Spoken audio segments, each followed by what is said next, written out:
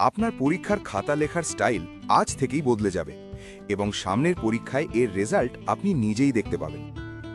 হাতের লেখা কি আসলেই ম্যাটার করে?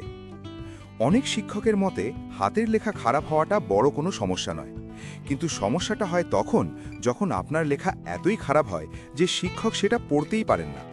মনে রাখবেন, শিক্ষক আপনার খাতা চেক করার জন্য বসে আছেন, ডিকোড করার জন্য নয়। যদি আপনার হাতের লেখা খুব সুন্দর নাও হয় তাতেও সমস্যা নেই, শুধু চেষ্টা করবেন লেখাটা যেন পরিষ্কার এবং স্পষ্ট হয়। কাটাকাটি কম করবেন। খাতা পরিষ্কার থাকলে শিক্ষকের মন ভালো হয়ে যায়, আর মন ভালো থাকলে নম্বরও একটু বেশি আসে। 2. লেখার গতি বাড়াবেন কিভাবে? অনেকেরই একটা কমন সমস্যা হলো সব উত্তর জানা থাকার পরেও সময়ের অভাবে লিখে আসতে পারেন না। এর কারণ হলো স্লো রাইটিং স্পিড বা ধীর গতির লেখা। এখন আপনি বলতে পারেন, ভাইয়া আমার তো হাত চলে না, আমি কি করব? চিন্তা নেই, এর একটা দারুণ সমাধান আছে। এটাকে বলে হ্যান্ড ওয়ার্ম আপ এক্সারসাইজ। পরীক্ষার হলে ঢোকার আধ ঘন্টা আগে একটা রাফ খাতা বা সাদা কাগজে কিছু আঁকিবুকি কাটুন, সোজা লাইন টানুন, গোল্লা আঁকুন বা নিজের নামটা বারবার লিখুন। এটা করলে আপনার হাতের জড়তা কেটে যাবে এবং ব্রেনের সাথে হাতের সংযোগ দ্রুত হবে। বিশ্বাস করুন, এই ছোট্ট ট্রিকটা পরীক্ষার হলে আপনার লেখার গতি জাদুর মতো বাড়িয়ে দেবে।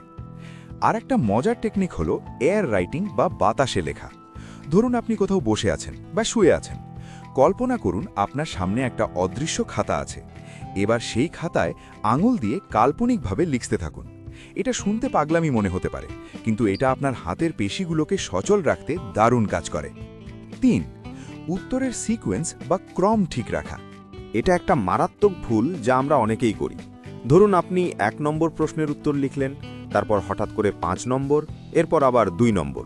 এতে শিক্ষকের খাতা দেখতে খুব অসুবিধা হয়।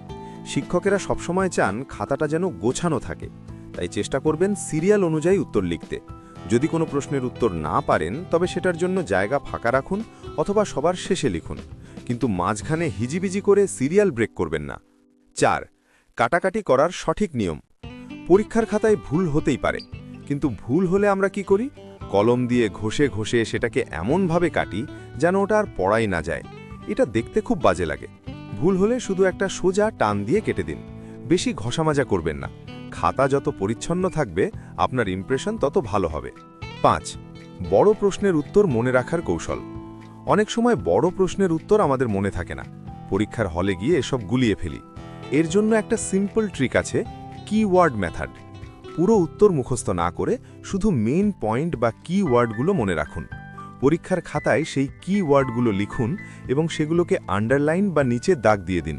এতে শিক্ষকের নজর সরাসরি ওই ইম্পর্টেন্ট শব্দগুলোর উপর পড়বে। তিনি বুঝবেন যে আপনি উত্তরটা জানেন। এতে পুরো প্যারাগ্রাফ না পড়েই তিনি আপনাকে ভালো নম্বর দিয়ে দেবেন। 6. পার্থক্য লেখার সঠিক নিয়ম। যখনই পার্থক্য লেখো টাইপের কোনো প্রশ্ন আসবে তখন ভুলেও প্যারাগ্রাফ আকারে লিখবেন না। সবসময় একটা ছক বা বক্স করে লিখবেন। এক পাশে এক বিষয়, অন্য পাশে আরেক বিষয়। এভাবে পয়েন্ট আকারে লিখলে শিক্ষকের চোখে সহজেই পার্থক্যগুলো ধরা পড়ে এবং এতে ফুল মার্কস পাওয়ার সম্ভাবনা অনেক বেড়ে যায়। বন্ধুরা, এই টিপসগুলো কিন্তু কোনো জাদু নয়, এগুলো হলো স্মার্টনেস। একজন ভালো ছাত্র শুধু পড়ে না, সে জানে কিভাবে নিজের জ্ঞানটা খাতায় উপস্থাপন করতে হয়। আজ থেকে এই টেকনিকগুলো ফলো করা শুরু করুন, দেখবেন আপনার রেজাল্ট কার্ডে পরিবর্তন আসতে শুরু করেছে। ভিডিওটি যদি আপনার একটুও উপকারে আসে তাহলে একটা লাইক দিতে ভুলবেন না। আর এমন সব স্টাডি হ্যাকস এবং মোটিভেশনাল গল্প নিয়মিত পেতে এখনই সাবস্ক্রাইব করুন আমাদের চ্যানেল, পাশে থাকা বেল আইকনটি বাজিয়ে দিন যাতে আমাদের পরবর্তী ভিডিও সবার আগে আপনার কাছে পৌঁছে যায়। দেখা হবে পরের ভিডিওতে, ততক্ষণ ভালো থাকুন এবং স্মার্টলি পড়াশোনা করুন। ধন্যবাদ।